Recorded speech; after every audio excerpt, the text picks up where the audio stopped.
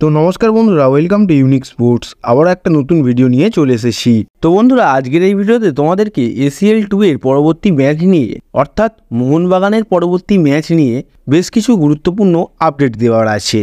আর তাছাড়াও আজকে যে মোহনবাগানের সাথে নর্থ ইস্টের ম্যাচ রয়েছে সেই ম্যাচ সংক্রান্ত বেশ কিছু গুরুত্বপূর্ণ আপডেট তোমাদেরকে জানানো আছে এবং ম্যাচের প্লেইং 11টাও তোমাদেরকে আজকের এই ভিডিওতে জানাবো। তো ভিডিওটা স্কিপ না করে পুরোটা দেখো। তো বন্ধুরা, তোমরা সকলেই জানবে যে 2 অক্টোবর মোহনবাগানের সাথে ট্র্যাক্টর এফসির খেলা রয়েছে। আর সেই টিমটা কিন্তু যথেষ্ট মজবুত একটা টিম। আর তার সাথে খেলা হওয়ার আগেই মোহনবাগানের একটা দুঃসংবাদ উঠে আসছে, সেটা বিদেশি প্লেয়ারদের নিয়েই উঠে আসছে। মানে বন্ধুরা, যা শোনা যাচ্ছে ট্র্যাক্টর এফসির বিরুদ্ধে ম্যাচে বিদেশি প্লেয়াররা কিন্তু অ্যাভেলেবেল থাকবে না। হঠাৎ করে এই রকম কেন হচ্ছে? বিদেশি প্লেয়াররা কেন খেলতে পারবে না? এটা তোমাদের সকলের মাথায় কোশ্চেন আসবে। তো তোমাদেরকে প্রথম থেকে পুরোপুরি বিষয়টা খুলে জানাই। তো বন্ধুরা, তোমরা জানো কি জানো না সেটা বলতে পারছি না, বাট তোমাদের জানিয়ে রাখি যে কোনো বিদেশি প্লেয়ার যদি ইরানে খেলতে যায় তখন কিন্তু তাদের ভিসার পারমিশন নিজের দেশের কাছ থেকে লাগে। তো নিজের দেশ যদি পারমিশন দেয় তবেই কিন্তু তারা ইরানে খেলতে যেতে পারবে। মানে বন্ধুরা, যদি Dimitri, Jason Cummings, Jamie McLaren ইরানে খেলতে যায় তখন কিন্তু তাদের নিজের দেশ অর্থাৎ অস্ট্রেলিয়ার কাছ থেকে, অস্ট্রেলিয়ার গভর্নমেন্টের কাছ থেকে পারমিশন নিতে হবে। কিন্তু বন্ধুরা, যদি প্লেয়াররা খুবই চেষ্টা করে নিজেদের দেশের কাছ থেকে পারমিশন নিয়ে নেয়, তারপরে যদি ইরানে চলেও যায়, তখন এয়ারপোর্টের বাইরে বেরোনোর সময় ইমিগ্রেশন হয়। সেই ইমিগ্রেশনে একটা স্ট্যাম্প মারা হবে, সেই স্ট্যাম্পটা কিন্তু ভবিষ্যতে তাদের কিন্তু খুবই সমস্যায় ফেলতে পারে। আর বন্ধুরা, যদি সেই স্ট্যাম্পটা তাদের ভিসাতে পড়ে যায় তখন কিন্তু কোনো অসুবিধা না হলেও পরবর্তীকালে অন্য কোনো দেশে খেলতে গেলে তাদের কিন্তু খুবই সমস্যার সম্মুখীন হতে হবে। তার মূল কারণটা হচ্ছে ইরান ইরাকের লোকেদের অন্য কোনো দেশে যখন ভ্রমণ বলো বা খেলার পারমিশন দেওয়া হয় তখন কিন্তু তাদের খুবই কড়া নিরাপত্তার মাধ্যমে অন্য কোনো দেশে ঢোকার পারমিশন দেওয়া হয়। আর তাছাড়াও নানান সমস্যা হয়। মূল ব্যাপারটা হচ্ছে বন্ধুরা, ইরান ইরাকের সঙ্গে অন্যান্য ইন্টারন্যাশনাল দেশের সম্পর্ক অতটা ভালো নয়।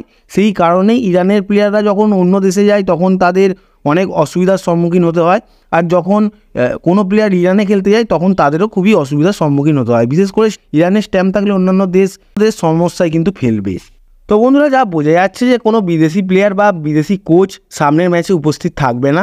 ইন্ডিয়ান প্লেয়াররা এবং ইন্ডিয়ান কোচ উপস্থিত থাকবে, কারণ ইন্ডিয়ান প্লেয়ারদের কোনো এরকম সমস্যা নেই, তাদের কোনো সমস্যার সম্মুখীন হতে হয় না। সো ইন্ডিয়ান প্লেয়ার এবং ইন্ডিয়ান কোচ উপস্থিত থাকবে, বাট বিদেশি প্লেয়ার এবং কোচ উপস্থিত থাকবে না বলেই মনে হচ্ছে। তো বন্ধুরা, এইটা একটা বড় দুঃসংবাদ বলতে পারো, কারণ প্রথম ম্যাচটা মোহনবাগান দল জেতেনি, ড্র করেছে। তো এই ম্যাচটা তারা জিততে চাইতো, বাট একটু টাফ হয়ে যাবে। তো বন্ধুরা, দেখার বিষয় হচ্ছে যে এই সমস্যাটার কোনো সমাধান মোহনবাগান দল বার করতে পারে কিনা, সেটার দিকে সকলেরই লক্ষ্য থাকবে। এবারে পরবর্তী আপডেটটা আজকের ম্যাচ অর্থাৎ নর্থ ইস্টের সাথে মোহনবাগানের ম্যাচ নিয়ে। তো বন্ধুরা, ডুরান্ড কাপে নর্থ ইস্ট মোহনবাগানকে হারিয়ে দিয়েছে।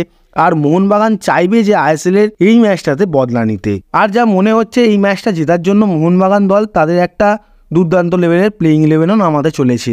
আর বন্ধুরা, আজকে দুর্দান্ত লেভেলের পারফরমেন্স করতে চাইবে মোহনবাগান এবং আজকের ম্যাচটা নর্থ ইস্টকে হারিয়ে এইবার ISL এর প্রথম ম্যাচ মোহনবাগান জিততেও চাইবে। তো বন্ধুরা, প্লেইং 11 নিয়ে এবার আলোচনা করা যাক। তো মোহনবাগানের প্লেইং 11-এর ফরমেশনটা 4-2-3-1 হতে পারে যা মনে হচ্ছে। গোলকিপারে তো বিশাল কাইত থাকবেন, 4-এর ডিফেন্স আর 2 সেন্টার ব্যাক থাকছেন টম অ্যালড্রেড এবং দীপেন্দু বিশ্বাস, কারণ অ্যালবার্তো রড্রিগেজ অ্যাভেলেবেল থাকছে না, যেটা কোচ জানিয়ে দিয়েছেন। রাইট ব্যাকে খেলবেন আশিস রায় এবং লেফট ব্যাকে খেলবেন সুভাশিস বোস। সেন্টার ডিফেন্ডিং মিডফিল্ডে থাকবেন দুজন, আপুইয়া এবং অভিষেক সূর্যবংশী। অ্যাটাকিং মিডফিল্ডে দিমিত্রি পেত্রাতস বা গ্রেগ স্টুয়ার্টের মধ্যে একজন খেলবেন। দেখো বন্ধুরা, লেফট উইংয়ে তো লিস্টন কোলাসও খেলবেন। আর যদি অ্যাটাকিং মিডফিল্ডে গ্রেগ স্টুয়ার্ট খেলেন তখন রাইট উইং দিয়ে খেলবেন দিমিত্রি পেত্রাতস।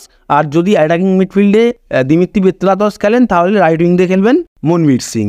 আর সবশেষ স্ট্রাইকার পজিশনে খেলবেন জেসন কামিংস। যা বোঝা যাচ্ছে প্রথম হাফে হয়তো জেসন কামিংস খেলবেন আর সেকেন্ড হাফে জেমি ম্যাকলারেন খেলবেন, যতদূর মনে হচ্ছে। এরকমই একটা প্লেইং 11 নামাতে পারে মোহনবাগান দল। আর বন্ধুরা, এবারে আসি নর্থ ইস্টের প্লেইং 11 নিয়ে। তো নর্থ ইস্টের প্লেইং 11-এর ফরমেশনটা হবে 4-2-3-1। এদের ফরমেশনে গোলকিপারে থাকছেন গুরমিত সিং, 2 সেন্টার ব্যাক থাকছে মিচেল জাবাকো এবং আসির আক্তার। রাইট ব্যাকে খেলছেন দিনেশ সিং এবং লেফট ব্যাকে খেলছেন সামতে। আর বন্ধুরা, 2 সেন্টার ডিফেন্ডিং মিডফিল্ডারে একজন হচ্ছেন মায়াকানান আর একজন হচ্ছেন মোহাম্মদ বেমামার। অ্যাটাকিং মিডফিল্ডার বা সেকেন্ড স্ট্রাইকার হিসাবে খেলবেন নেস্টর, রাইট উইং দিয়ে খেলবেন পার্থিব গগৈ, লেফট উইং দিয়ে খেলবেন জিতিন এমএস, আর সবশেষ স্ট্রাইকার পজিশনে খেলবেন গুইলমেরো ফার্নান্ডেস। তো বন্ধুরা নর্থ ইস্টের এইরকমই একটা প্লেইং 11 হওয়ার সম্ভাবনা তো রয়েছে। তো বন্ধুরা আজকের ম্যাচটা খুবই কিন্তু দুর্দান্ত লেভেলের একটা ম্যাচ হতে চলেছে, আর দুটো টিমই চাইবে যে জিততে।